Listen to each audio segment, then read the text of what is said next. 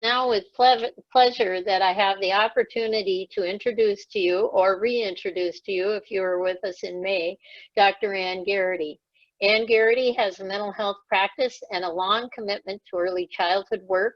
She was an original faculty member in the Infant and Early Childhood Mental Health Certificate Program at the University of Minnesota and is now in the Department of Psychiatry.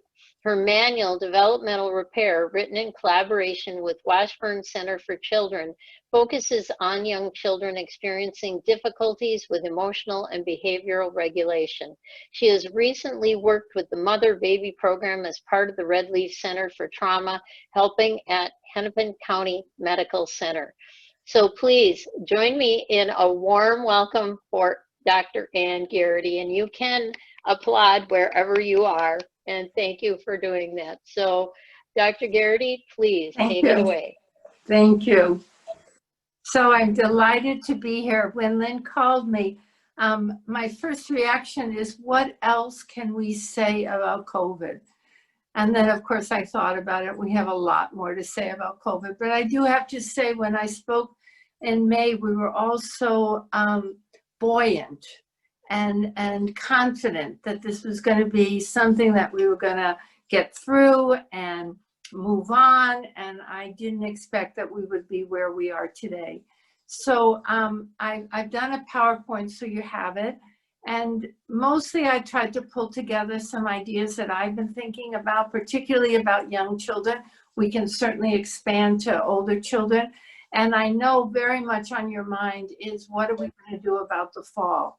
On Friday, I'll look at that more closely, but bring me your questions and we'll all talk about it together. So Jan, if you would do the PowerPoint. Okay.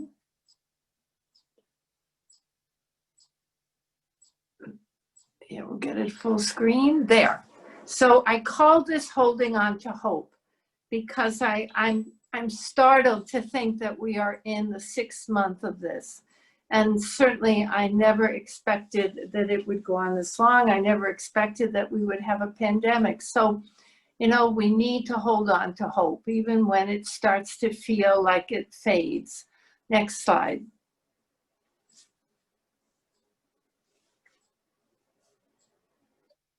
Let's see if it will move.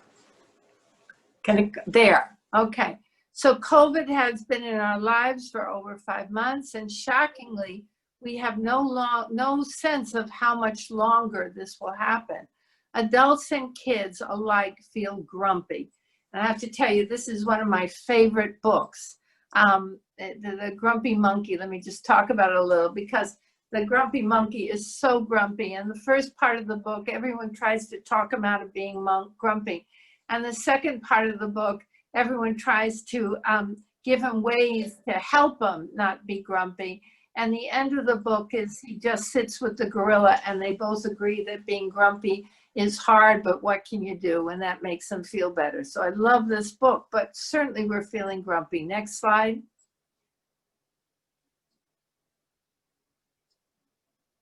And we're also feeling frightened despite our best efforts. So, you know, all this life doesn't frighten me, I can do it. We are feeling frightened, we and our children. Next slide. I'll say next slide sooner so we flowed. Okay, so thank you for joining me. The challenges of COVID, and here it is, this minuscule virus that is all rendering us pretty scared and grumpy and exhausted. Has caused us so much social isolation and uncertainty. And I think our reality right now is we don't know. I find myself saying that over and over every week, we don't know. And because we don't know, that causes us not only anger and fear, but a fair amount of distress, because we function best when we know what's going to happen. Caring for young children is challenging because they need us to know something. Mostly they need us to know what to do to help them, right? So young children look to us to know, of course, and they look to us to have the answers. So tonight I want to talk about how we can help. Next slide.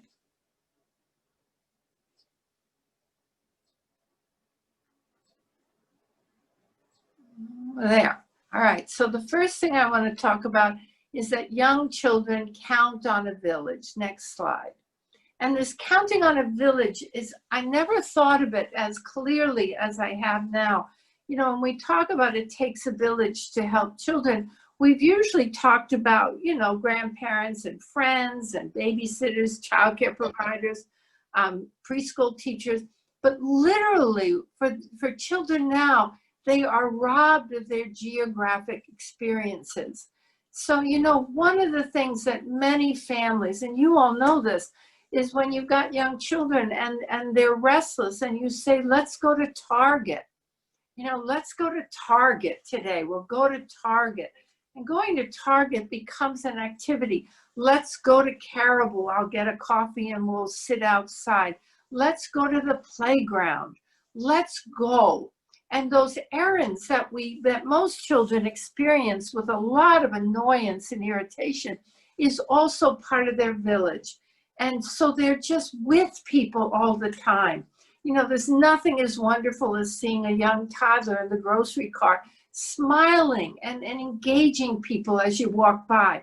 They are so working at social connection.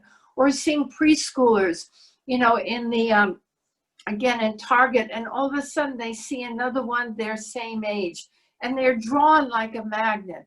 Or they're out in the playground and they're meeting people, kids that they don't know. And as you drive home, the child will say, I made a best friend today. And you'll say, really, who's your best friend? And they'll say, the boy with the blonde hair, or the girl who had the pink shirt. And that sense that there is a community that helps children explore and entertain themselves has been off limits now for, you know, almost 6 months. So this is really hard. Next slide. The other thing that makes it really hard is that our faces are literally restricted.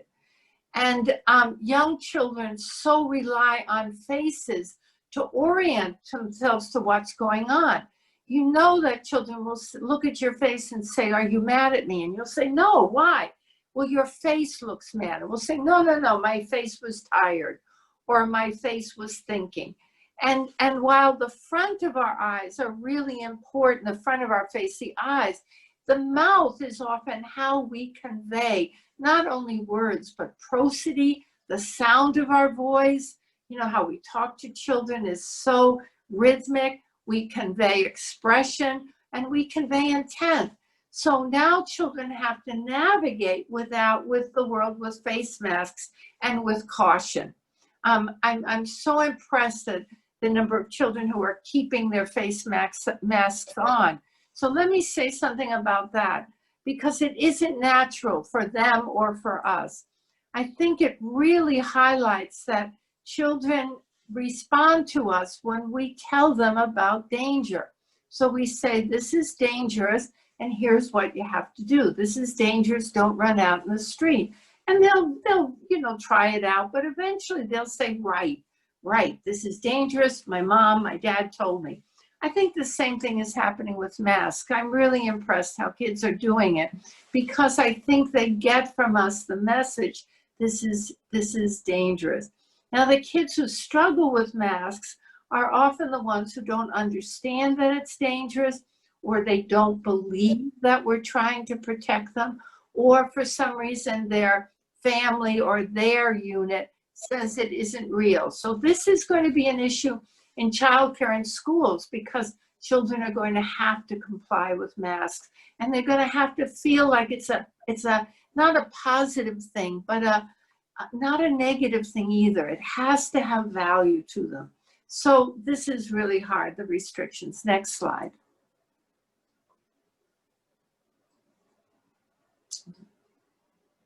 Oh, zoom to zoom. So children need their adults. Next slide. So they need their village, but they also need their adults. And being at home has, you know, being at home so much has had benefits. right? We don't want to miss that. I'm surprised that young children, many of them did better than we expected, because young children really like being with their parents most of all. So even though daycare and preschool is lovely, they really like being with their parents. So they were content to be at home when their parents could be there. But they're also eager play learners. So they had to learn to play with others. And so one of the biggest challenges was parents working, because the children can see you, so they feel like they need you, right? And I'm sure many of you can speak to this. Saying to your 2 or 3-year-old, I'm working now, just didn't compute, because when you were working in another place, the child could visualize, kind of mentalize, Daddy's not here because he's at work. When he comes home, he's playing with me. So that was a big challenge for children, and continues to be a challenge, because they had to learn to play by themselves. They had to learn that they had to entertain themselves sometime, and that was hard. Now, the other thing that was hard with children being home so much, and this is a secret that only us early childhood people admit to, caring for young children can be demanding and even boring, right? I remember confessing that one time when I was a fairly new mother, and wanting to think of it as a wonderful time, but also realizing that playing Legos or playing Fisher-Price people, well, I could only do it for so long, and my own brain started to react. So I think parents have really had to find ways, again, because there isn't a village, to keep their children engaged and not be bored themselves, which has been hard. So we probably all used a lot more screens than we ever thought we would. Next slide.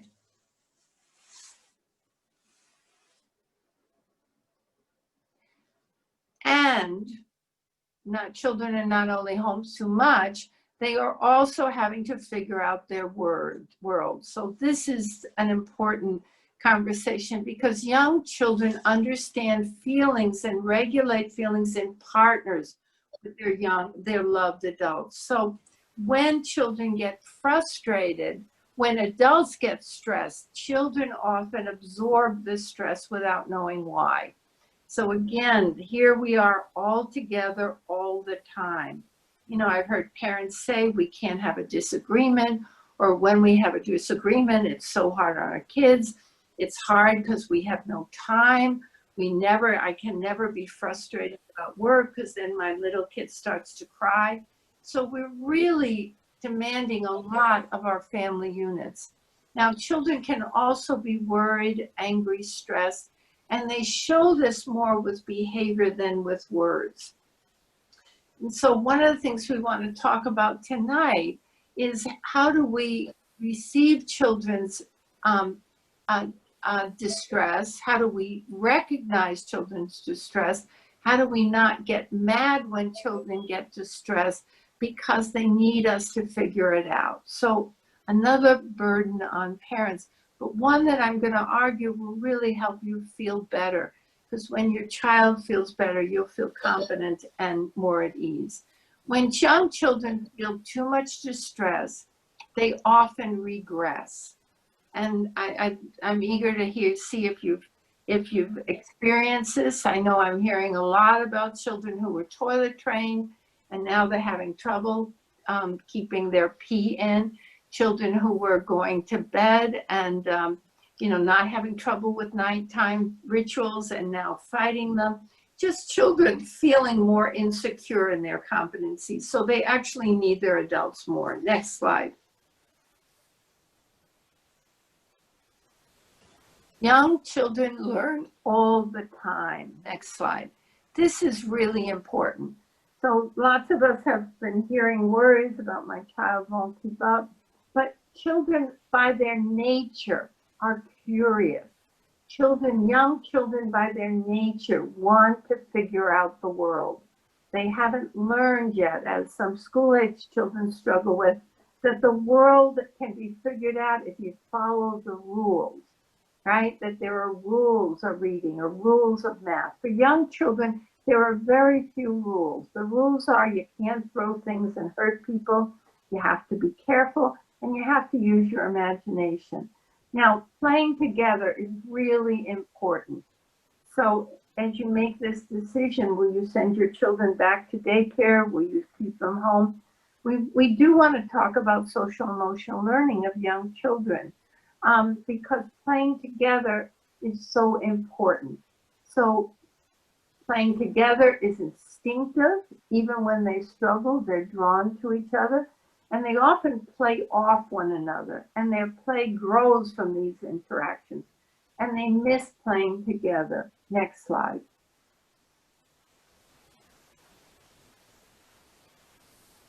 But they also learn to play alone.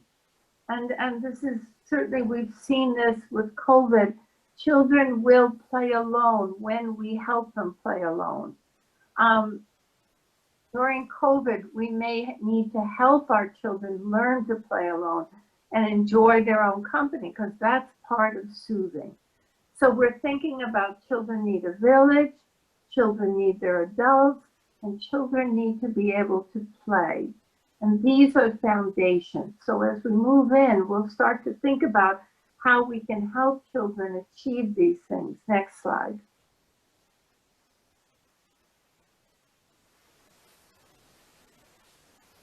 Okay.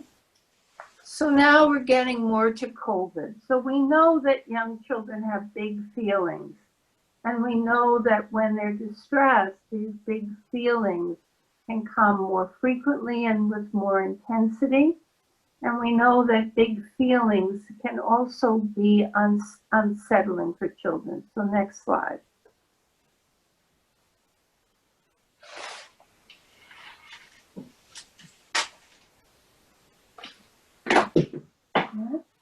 The first thing I want to say about big feelings is you want to pay attention to your child's temperament.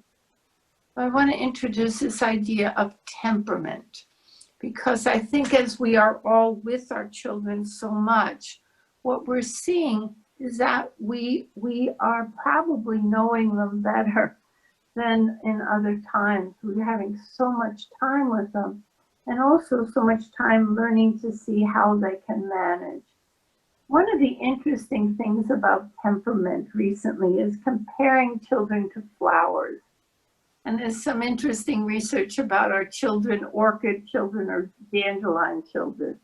Now, a lot of dandelion children, they can kind of grow any place. They can do anything.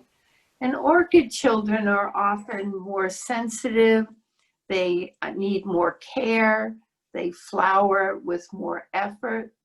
So thinking about your child on a continuum, and there's tons of flowers in between orchid and dandelion, but really thinking about children and what their temperament is will help us as we start to talk about the challenges they face.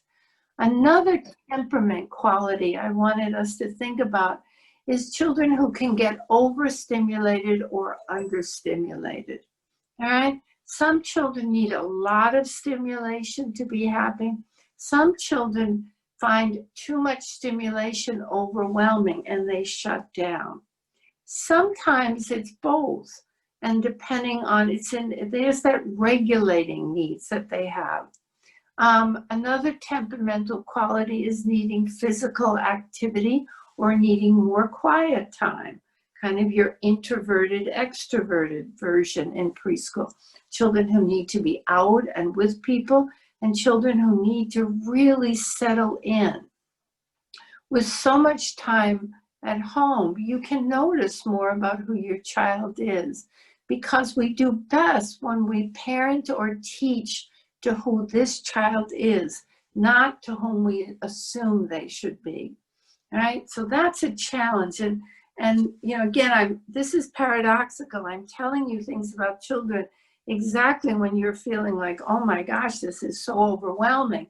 But my premise is going to be the better we know our kids, the easier it is to parent them. Next slide.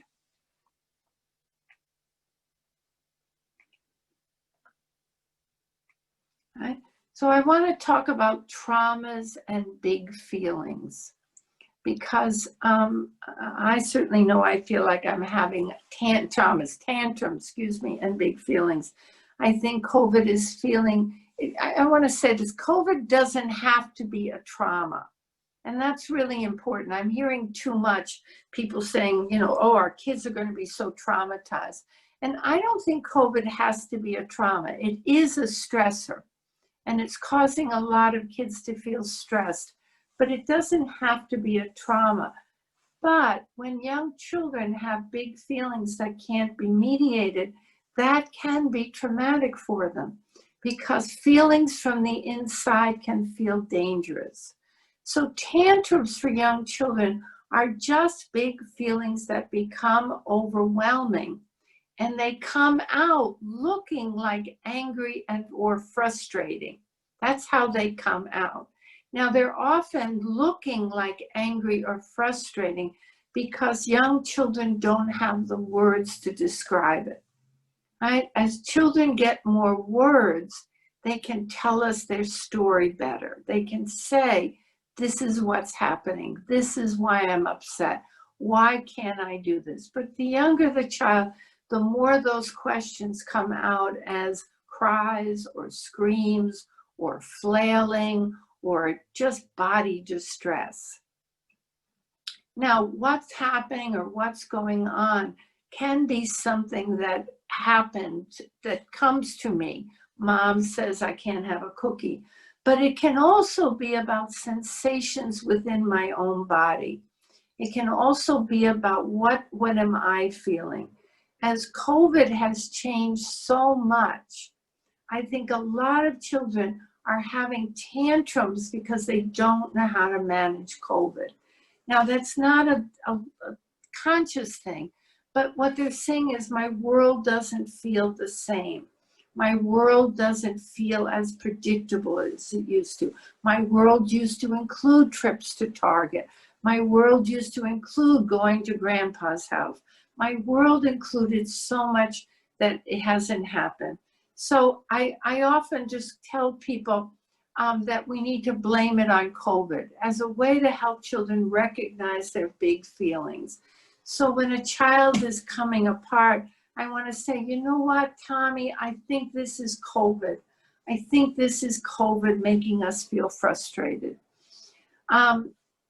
Because it describes the distress that they're having and allows them to access it with you.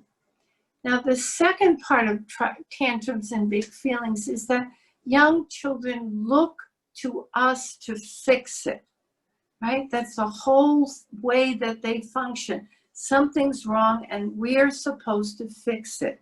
You know, that's why young children think we are so marvelous. Those of you who are parenting know your children look to you in a kind of magical way to make it right, to fix it. And the challenge of COVID is that we really are having a hard time knowing how to fix it. We're having a hard time knowing how to make it better. We manage in small ways, but this threat persists. So when we talk about big feelings, I want to suggest that we think less about the content of why the child is feeling, and more about how we help children regulate their feelings, right? So regulate is a really important idea. And we're gonna, as we talk about your questions, we're gonna use that word a lot.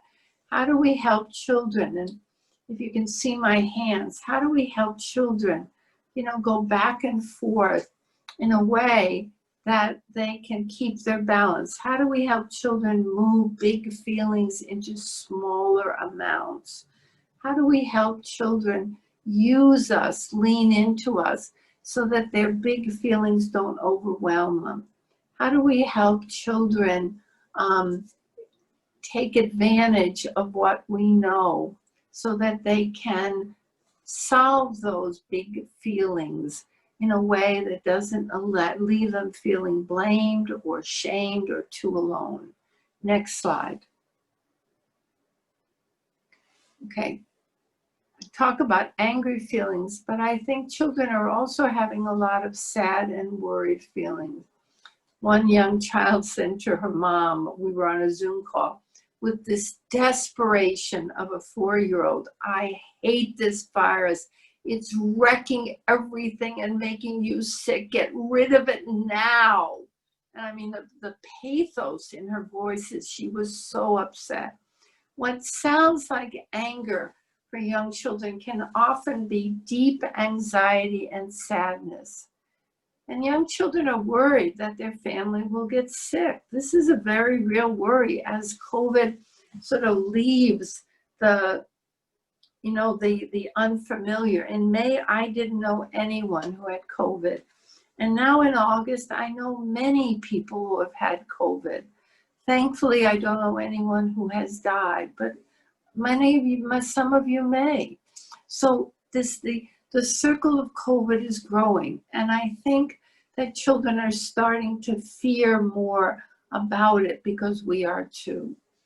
COVID also increases fears about other things. So again, that's why I don't want you to get stuck about content.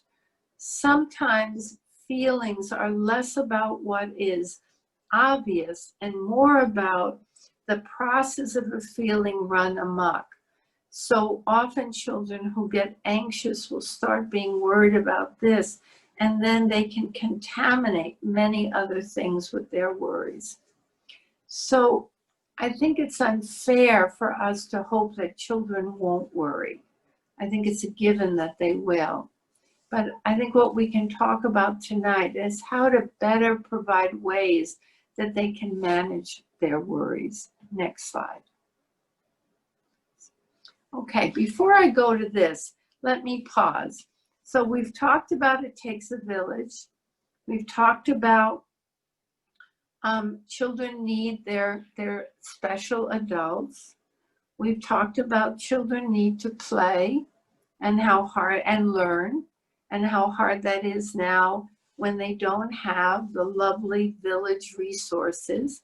And we've talked about how children need to learn to regulate and understand and make sense of their feelings. So let's see if we have any questions. I hope there are, or comments or stories, because you're living. Yeah, at this point, Anne, I do not see any comments. Oh, one just came in. Oh, okay. Good. You have advice. Okay, just a minute. I have to move this over a little bit. Do you have advice for childcare providers who are working with children with a parent suffering with mental illness and these additional stressors? Excellent question, and we will continue to talk about that. So what happens when a parent has mental illness is that their availability to their child is restricted or compromised, all right? And this is the village question very much. We know that parents with mental illness can parent, just as parents with physical illness can parent, all right? We know they can do it, but it's with difficulty. It's an obstacle. So the first thing we want to think about is how do we support the parent? You know, mental illness sometimes can make you feel depleted and without energy. Mental illness can sometimes confuse your perceptions, so things feel more scary than they need to be. Sometimes mental illness can make you not trust other people or make you worry that they don't trust you. So the first advice to childcare providers is find all the ways that you can respect the parent and respect the parent's efforts, and see if the parent can let you know what makes parenting hard. All right? You don't want to assume, but we do want to be brave enough to ask and to say, you know, I know you're struggling. Are there particular ways that get hard? Because if I know, I may be able to be more help. Right? So we want to partner with parents. One of the challenges that we've had in our community is mental illness has had stigma, much more than physical illness. So we're all uncomfortable asking. And yet when we know, and the parent can let us know, That's how we can partner. And we want to take away the stigma of mental illness, right? We really want to say, you know, I get this is hard. Is there ways I can help? Because parenting is something we do best when we do it with support.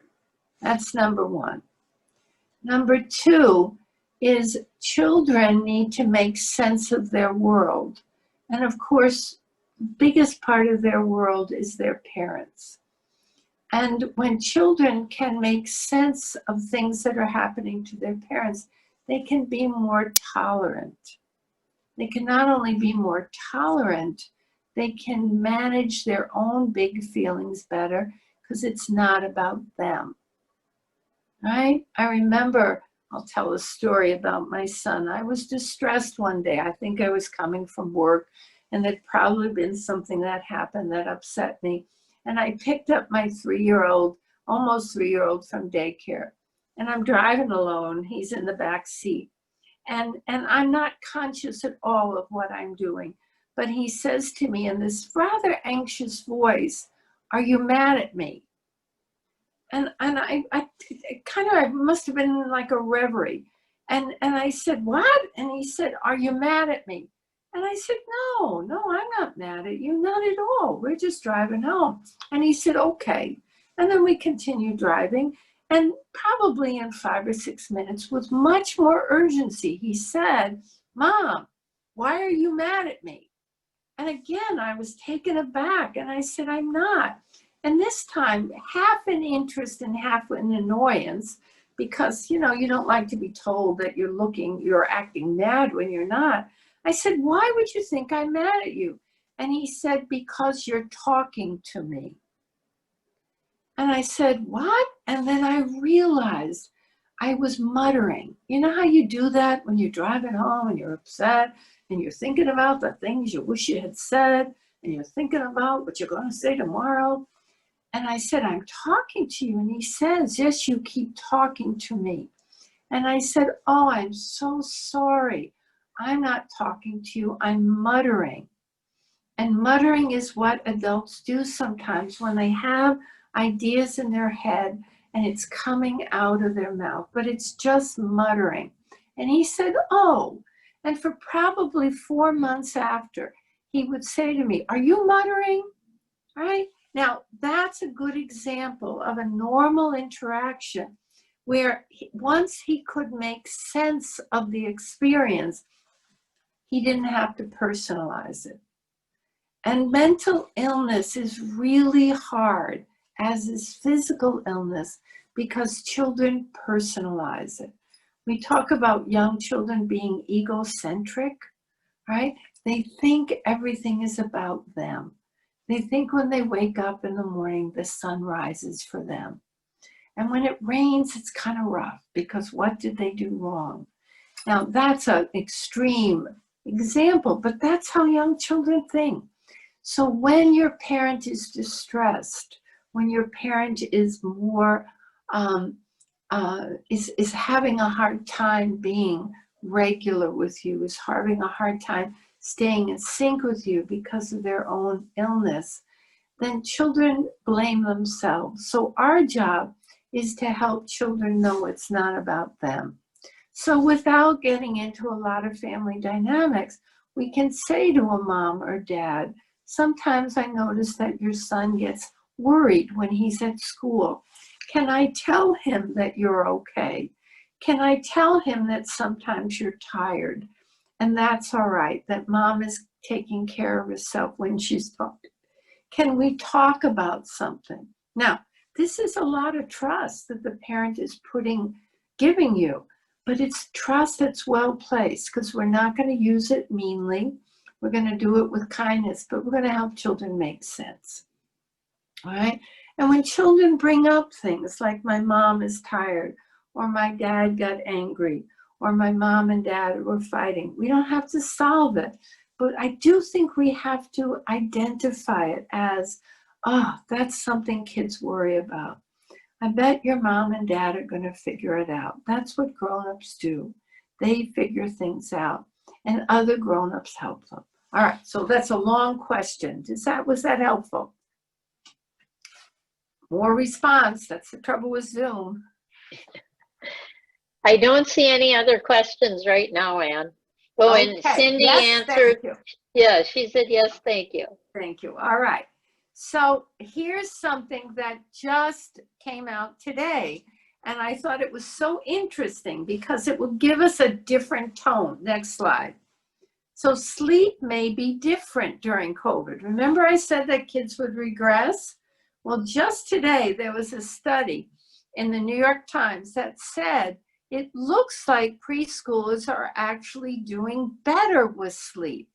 There's a study out of China. There's a couple of other studies that were included.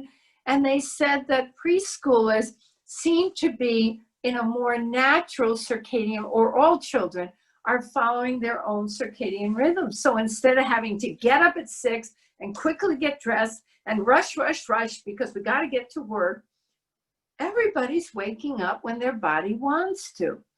But there's more. They found that preschoolers were sleeping more at night and taking less naps or less long naps, which is very important because a lot of preschoolers go into deep sleep at daycare centers because we need the break. And then they have trouble getting to sleep at night because actually children don't need deep sleep in the afternoon. They need a short nap. Not quite as short as the executive 10 minutes, but they don't need to go into deep sleep. So children are sleeping more at night. They identified that children seem to be on a holiday schedule that all the days feel the same. Weekdays, weeknights, weekends. There's not that clear delineation of days of work and days of play, so that there's a more relaxed feeling. They said somewhat unexpectedly, there were less sleep problems. Everyone expected there to be a lot of sleep problems, and there were actually less. Right? Now, any of you who are having kids with sleep problems, do not despair. We can still help you with this, but this is good news. They said parents appeared to be more engaged and available at bedtime. That's something about the rhythm of our days, maybe because we're not going to COVID and we're not meeting up with friends, but the rhythms of our days are actually more congruent for the kind of ritual interactions that children so count on. And increased screen time was a factor. They said with screen time, it took children longer to wind down. So we want to remember that because we're going to talk about screen time. But they did find that children who are using screen time, it's taking them, like they need more time to go into that zone. You know, we all get tired way before bedtime, but we're kind of in a wind down zone. So that tells us that we might want to think about when screen time happens. Next slide.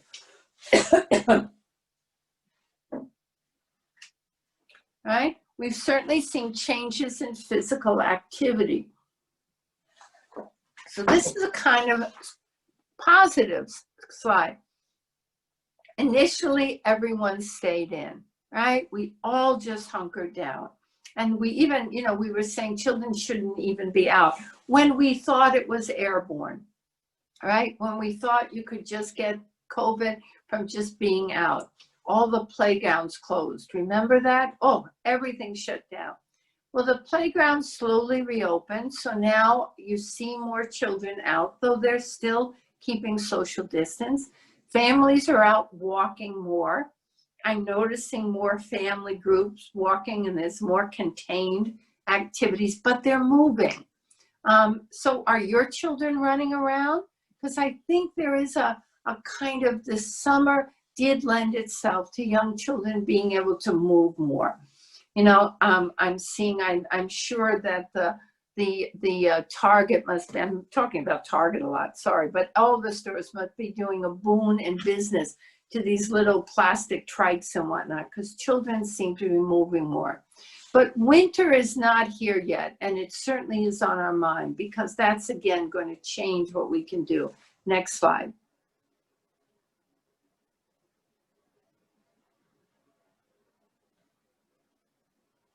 All right. So let me stop again. So there's some hard stuff that's happening, but there's also some signs that maybe children are adapting. All right, now let me talk about what adapting means. So when we talk about mental health, we're really talking about the ability of children to learn and to change. All right, so development is such a good metaphor for mental health, because children are always growing and they're always having to learn and they're always having to change. And we have a lot of hope with children, because even when they go through rough patches, we see that eventually their bodies adapt and they move on. Now, the same is true with a challenge like this pandemic. Children are adapting. The question is, how much are we adapting? Because we're getting weary. And I have so much respect for all of you who are parenting, for those of you who are providing care for children, because I think it's probably harder on you than it is on our children. Because children have that, you know, it's almost like children have more elasticity. Children fall, you know, and they bounce back up. We fall, takes a lot more energy. So we're thinking about today that children are adapting, and this is good news, but we want to anticipate and offer some advice as we go forward. So next slide. And again, send me your questions, because I'll do best when I have real examples and we can talk about what to do. So the first advice I want to offer tonight is knowledge is power. And this is a book that was printed by the American Psychological Association. It's not available in print form. It's sold out, but it is downloadable. The more children can understand, the more they feel effective. So, give your children, and especially as they come back into the community, because preschool's starting, daycares are starting, give them information. All right, help them know what is dangerous and what's not, because that will help them adapt. We had an example in one of the agencies I work with. We all prepared, the kids were coming back to a day treatment program. These are 4 and 5-year-olds. And we had all this stuff that we talked about. And the staff really realized very quickly that the kids were not responding. And they were talking about COVID and COVID this, nothing was registering. And one of the staff finally said, do you know what COVID is? And the 5 kids shook their head. And we realized that in their community, their, small grouping, they weren't calling it COVID, they were calling it that virus. And as soon as one kid said, you mean that virus? Everyone else said, oh yeah, that virus. Right? So we got to help kids know, and we got to help them have access. I see a question, I can't answer it, but I'll let Lynn do something about posting. We got to help them know something. All right. So this is a kid's guide to COVID. I put the link, but I think you can just go on a kid's guide to COVID and it comes right up. Next slide.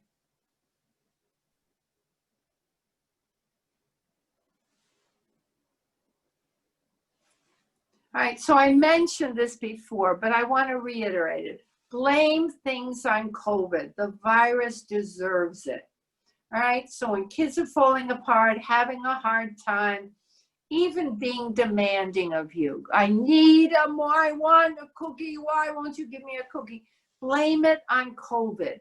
All right, this is why children are struggling. And by blaming it on COVID, we create a lovely triangle.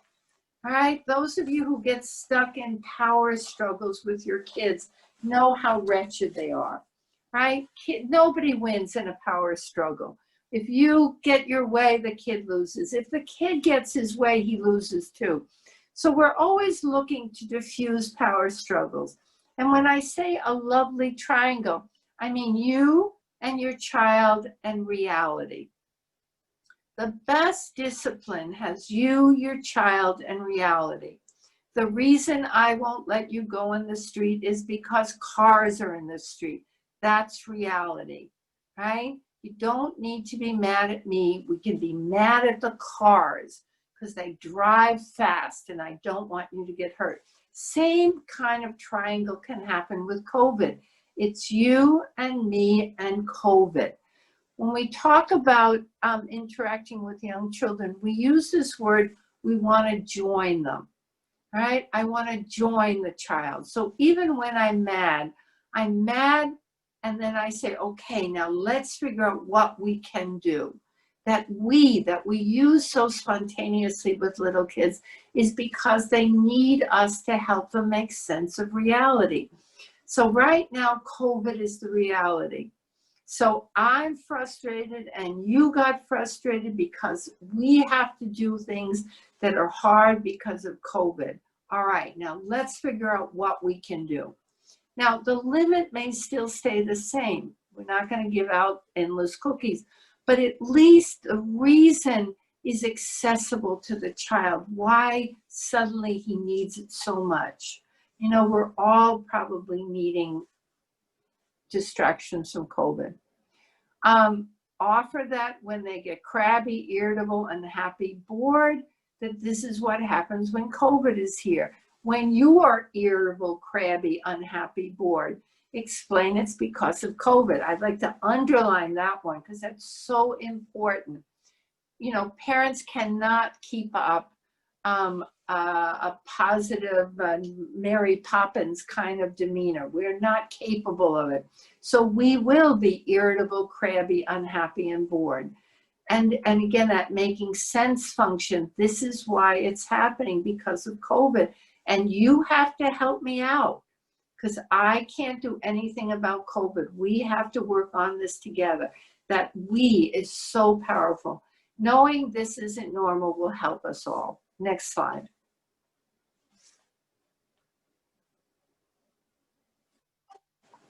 It's okay to be mad, just don't stay mad. This was certainly in my last talk, and it's probably the most important thing I can suggest to you. Anger is an inevitable emotion. Anger is an odd emotion because nobody says I'm happy at or I'm sad at, but we all say I'm mad at. I'm mad at you. So anger by its nature is a disconnecting emotion, right? It's an emotion that says there's a rupture, and this rupture makes us feel apart. And it's okay to have ruptures with our children. We know that there are moments where rupture and repair is actually a critical part of development, right? We want children to know that you can be disappointed with someone and you can fix it, right?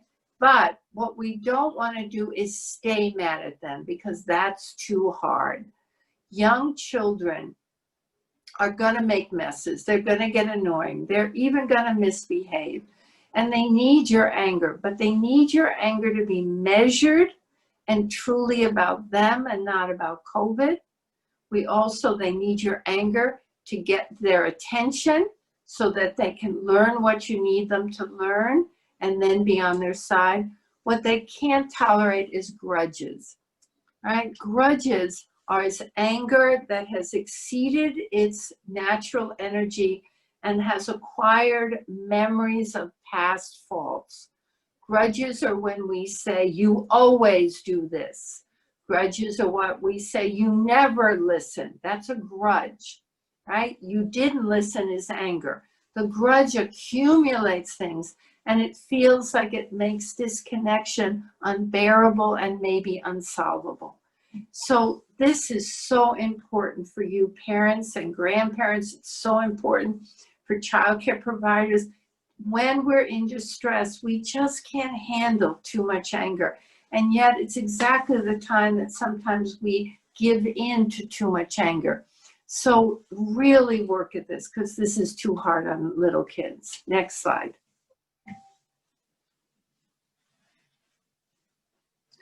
So screen time. So this is another New York Times article that I saved. I was a screen time expert, then the coronavirus happened.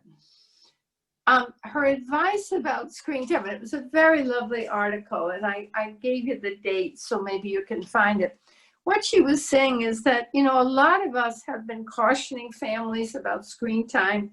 The American Academy of Pediatrics said children should not have, you know, screen time before 2. They should not have more than a half an hour of screen time. Now, I also have to tell you, the American Academy of Pediatrics said back in the beginning of July that all schools should open.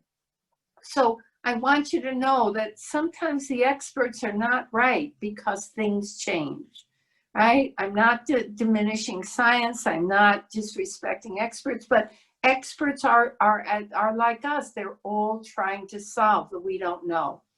And what she wrote about was that many of us have found that screen time is not only life-saving so that we can do our work, and life-saving so that we can maintain our own well-being and sanity, but screen time is actually helping children through this virus. Screen time is giving them interaction. Now, we know a couple of things about screen time. Many of you remember Dora the Explorer. And Dora the Explorer was such an important shift in screen time because they figured out that if you're going to do cartoons, they have to be interactive.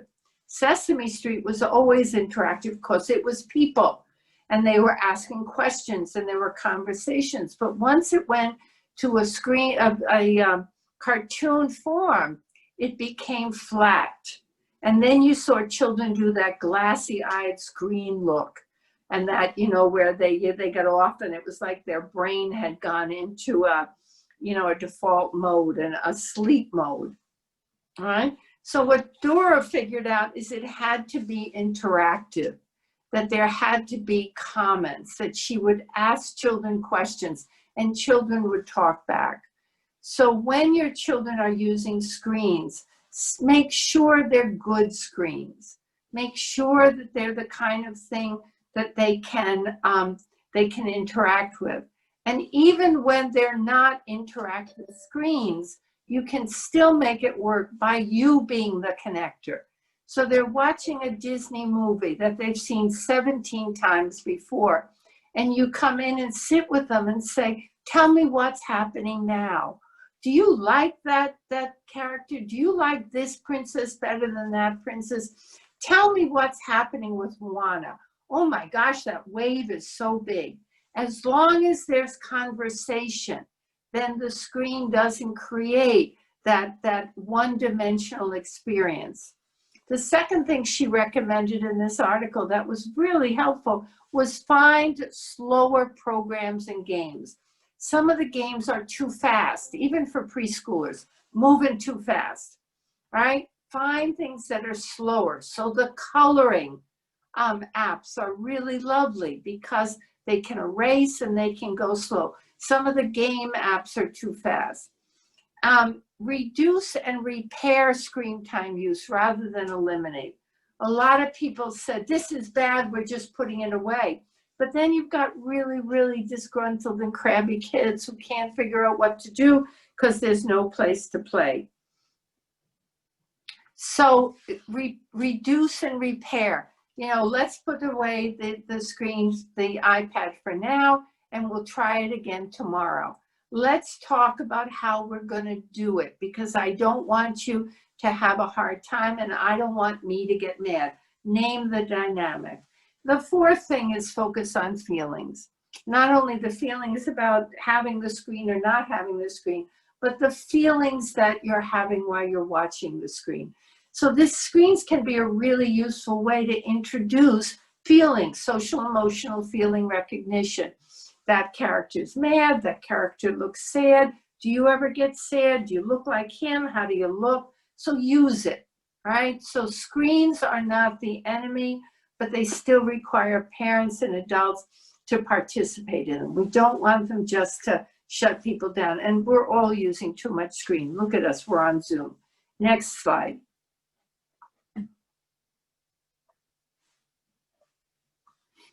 Focus on mastery. So I went back, of course, to the programs that I remember watching. Remember Bob the Builder? I don't even know if he's still on. Can we do this? Yes, we can. You know, children are going to feel better when they feel masterful. Children are going to feel better when they have competent and strong ways to function. I got a video of one of my grandchildren who's just 2, and he's taken in this COVID time to do lineups. That's his word. And what he does is line up all of his trucks. And in this video, and he talks to people as he does it. He comments, this truck is funny. This truck is red. This truck is noisy. And he lines up the truck, and there must have been 20 trucks. And at the end of the day, they put them away. And the next day he says, I do a new lineup. I do a lineup. That's what we want to call mastery. Now, I bet you all have equally lovely stories about how your children are being masterful.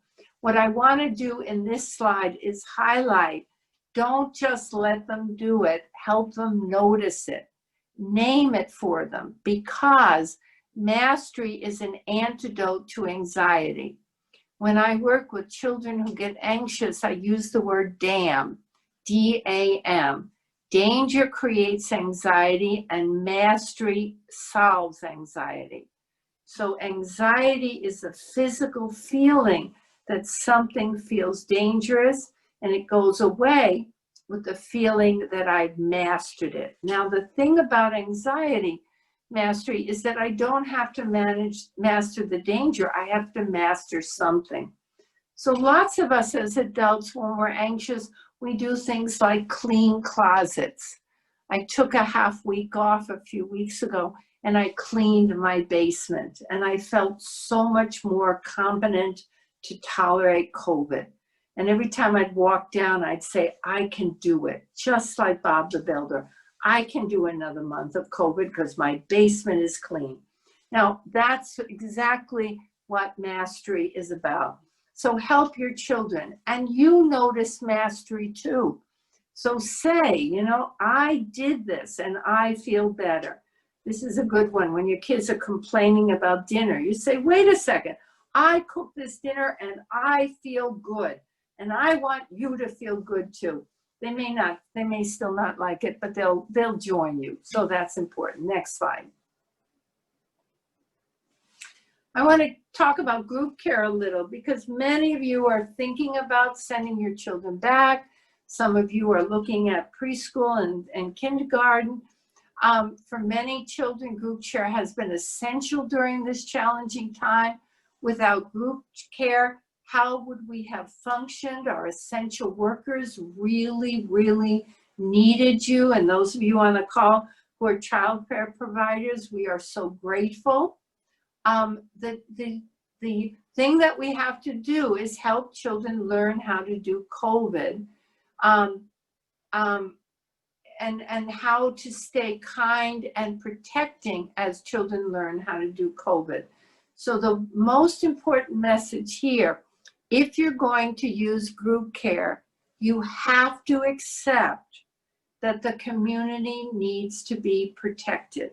I know different people have different beliefs and opinions about how dangerous COVID is, how interfering COVID has been in our lives. We all want to go back to normal.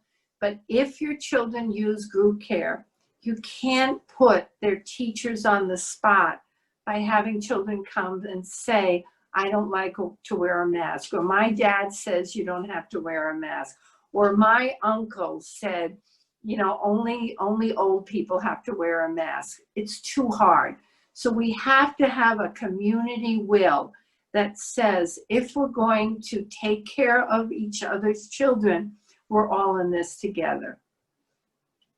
Now, you have a lot of lessons in group care for school-age settings and teachers, because I don't know of any crisis involving daycare centers. I know some have had to close down for a week or two and regroup, but daycare centers have just been pioneers in our efforts to know how do we get back to normal. So I hope you're talking in your communities about and asking the daycares, how did you make it work? What worked for you? A lot of the public schools are coming back with the hope of being in person, but there's a lot of uncertainty about how do we clean, how do we manage, how do we keep people safe? So we have some very knowledgeable people in our community. At the same time, there's a lot of wear and tear on the adults who have been providing for our children. It's always a hard job, and staying so vigilant is going to make us weary. So I think we have to really think about how to support people in groups who are providing group care. Next slide. So, and you, everyone on this call, self-care matters.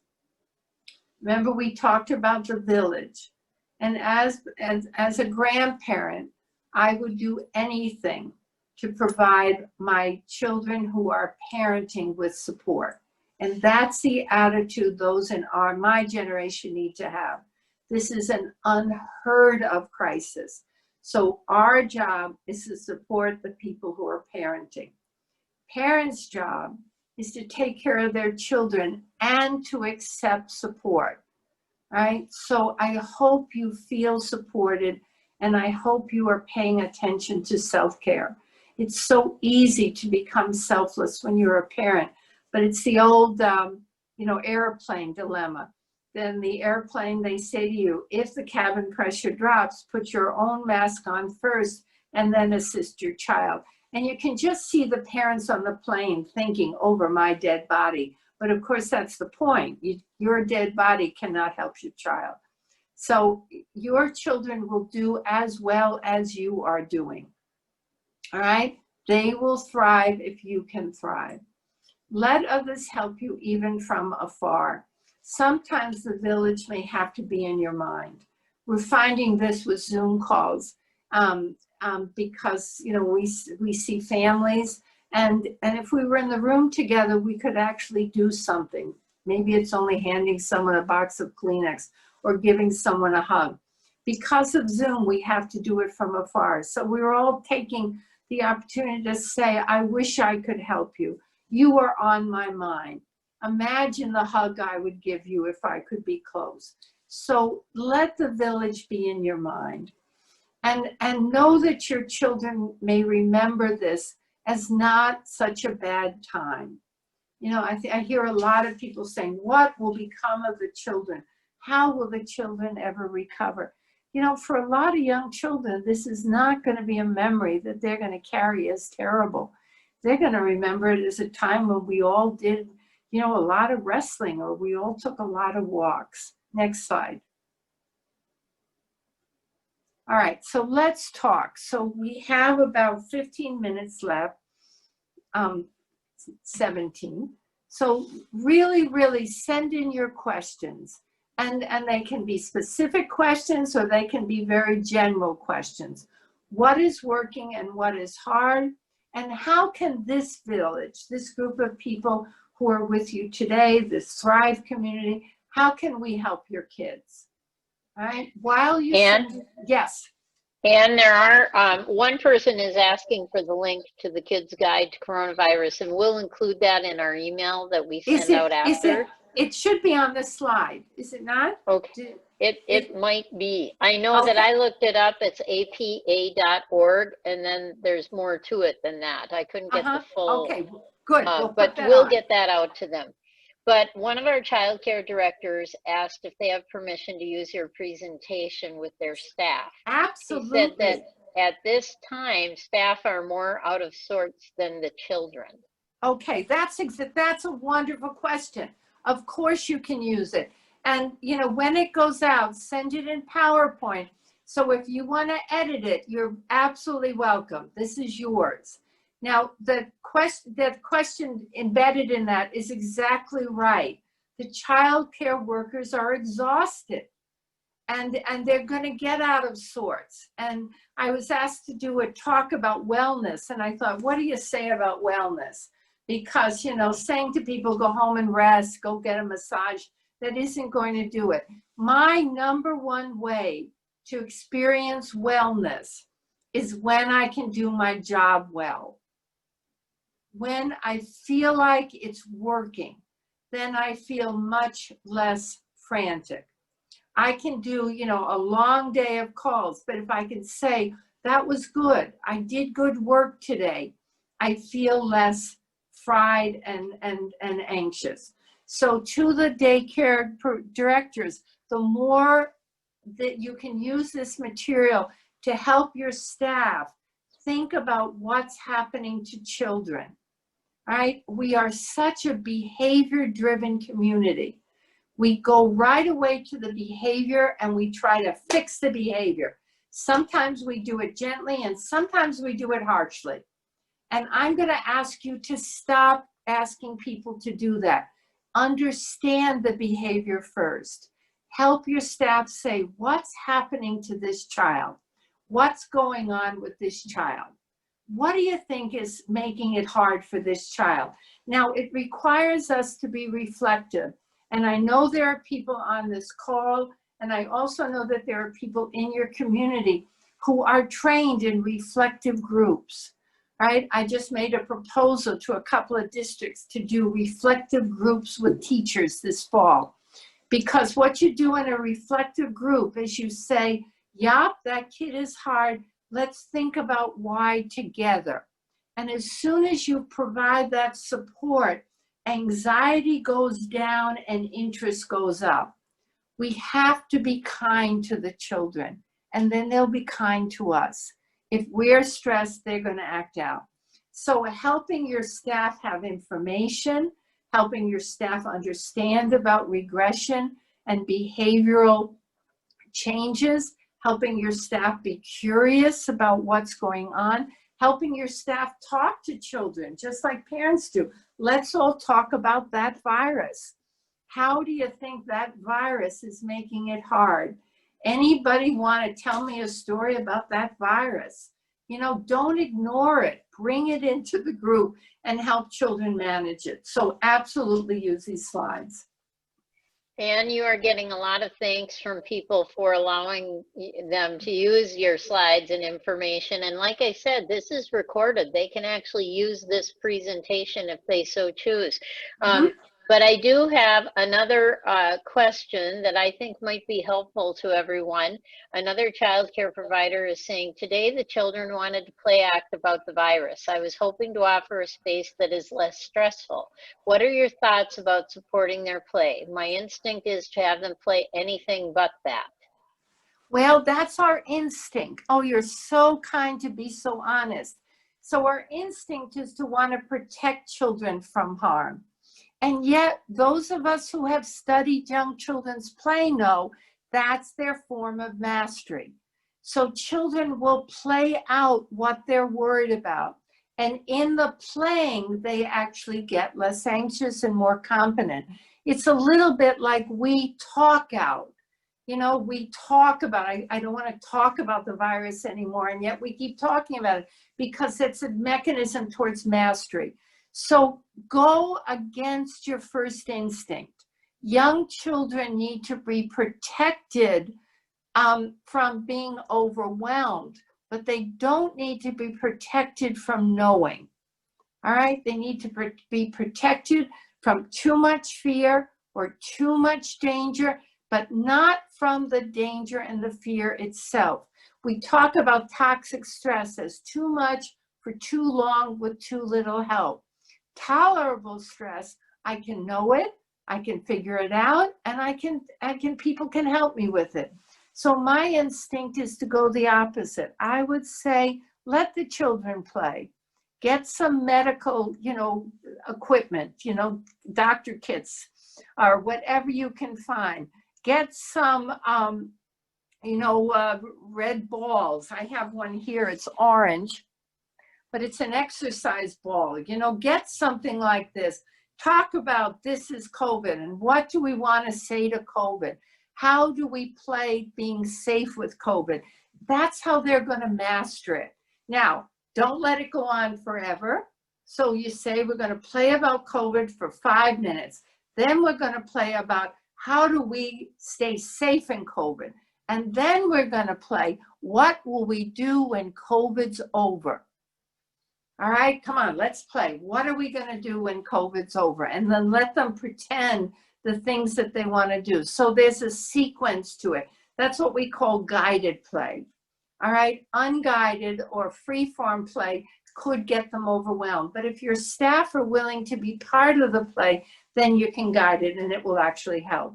Now, it will also help your staff because they won't have to feel so vigilant, like they're trying to keep, you know, the bad wolf out. COVID's like the bad wolf. Let's invite COVID. I had one parent who said that she heard her kid inviting COVID to have tea. And she, I don't know what the kid thought COVID was, but the little girl was having a tea party and she said, COVID's going to come and have tea too. And they decided that they did not want COVID to come in the house. COVID needed to stay out and get better. And that helped. Any other questions? Well, Yes. someone did comment that this is kind of funny because you were saying how they were playing and then you can switch it to the positive. And one of the providers said that their kids all play doctor at times and talk about the virus. If they're the doctor, they remind each other to wash hands, stay feet away, cover and use your mask. Yeah. So see the mastery? Exactly. Because kids, the way kids learn is they repeat and repeat and repeat in their mind. And because they can play it in their mind, then they can transform it to real life. And that's why play is so important. That's why, you know, us developmentalists were horrified when people wanted to get rid of play and make preschoolers learn. That's not, this is how they learn. They practice. So absolutely, play it out. Another person wrote and said that what's really hard about surviving through COVID is keeping the positive attitude and keeping up with all the changes when parents are negative about COVID and changes that are being asked of the licensed childcare providers. Masks versus no masks, drop off, and not being able to go to a classroom, exclusion policies, etc. Right. So she said, thank you for giving this such a positive spin. I'm so frustrated with the virus and I will start blaming more on it. Exactly. Now we also want, I mean, on Friday, I'm going to focus a lot on how do we get how do we create a supportive community? Because I don't want parents getting mad at daycare centers. I don't want parents getting mad at schools. We are all in this together. Nobody's got the answer. So, you know, being frustrated and getting mad at your neighbor actually doesn't help the problem. It just makes you estranged from your neighbor. So parents are going to have to suffer through the changes because we all are. You know, everybody's changing, and we're not changing because there's some stupid administrator who keeps changing her mind. We're changing because every day we learn more. And every day we become more aware of how we have to manage. Now, some of it is positive. We're getting better at knowing how to control it. But some of it is negative. We're finding out that things that we thought would work didn't. So we have to reshuffle. I mean, my favorite word right now is pivot. We have to pivot. So please don't get mad at each other.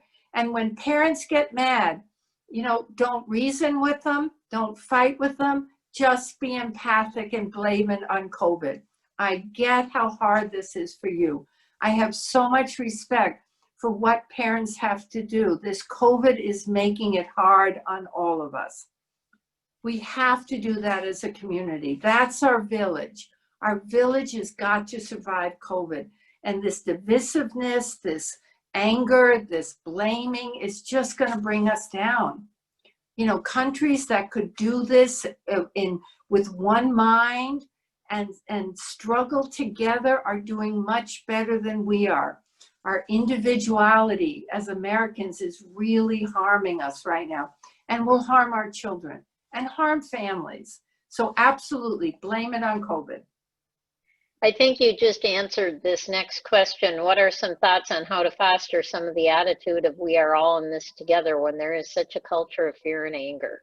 Well, the thing about fear and anger, fear is such a primal emotion.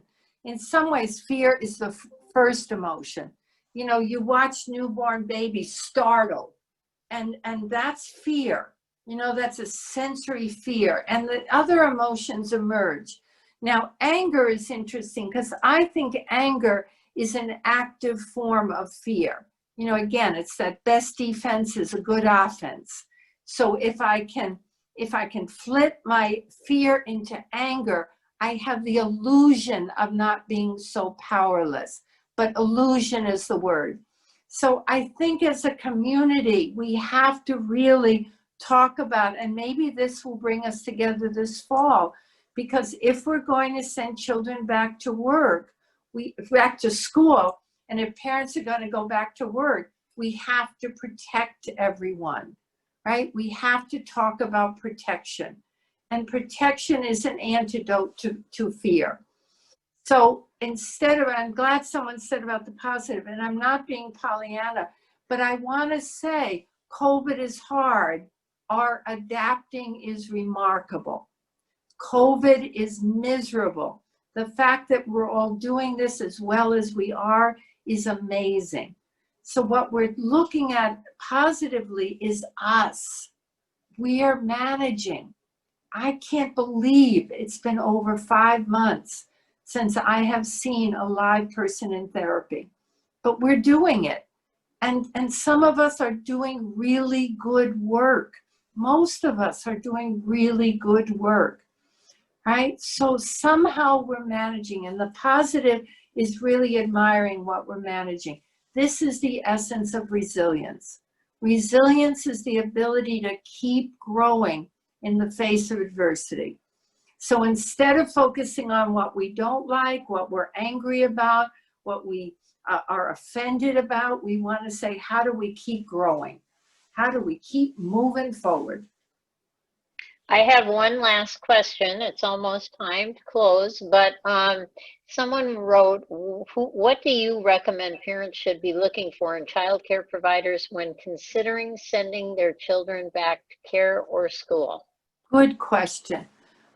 I'm going to be really honest. I don't know, because we don't know what this is going to be like. The number one thing as a parent I would be looking at is a feeling that the people that I'm sending my child to be with are open and honest with me, and are willing to talk about the uncertainties, and are willing to work with me to let me be included in conversations, but are also conveying some respectful planning, so that they've got plans to clean, and they've got plans to let me know if people get sick. I think this is going to be a very dynamic fall and winter. I was joking with Lynn. I noticed yesterday that the University of North Carolina brought everyone back, and in 2 weeks later, they're sending everyone home. All right, we're all going to have to be willing to say, oh, well, that didn't work. We'll try something else. So I would look for staff who were not defensive, who were willing to work together. I'd look for a plan that sounds common sense and reasonable. And I'd look for people who were, able to talk about this is hard. So I don't have a feeling that they're denying reality, because this is hard. I wish I knew. Well, thank you, Anne. I think we have to close with that, but I want to say that one person put into the chat, and now I think I lost that spot, but I think that what she said, yes, I thank you, Anne. I love your message and wish the whole country could hear it. So I think that captures what a lot of us are feeling, and you should just see all of the thank yous and how inspiring and positive you are. You not only help us with the children in our lives, I think you help with the adults as much, and really give us a real boost and give Well, us hope. and Well, optimism, and that's what and it's all about. and that's what it's about. I mean, when the adults are doing okay, the children will be fine. So thank you for giving me this evening. And I hope we can all talk about this together with our friends, with our colleagues, because that's how we're going to get through.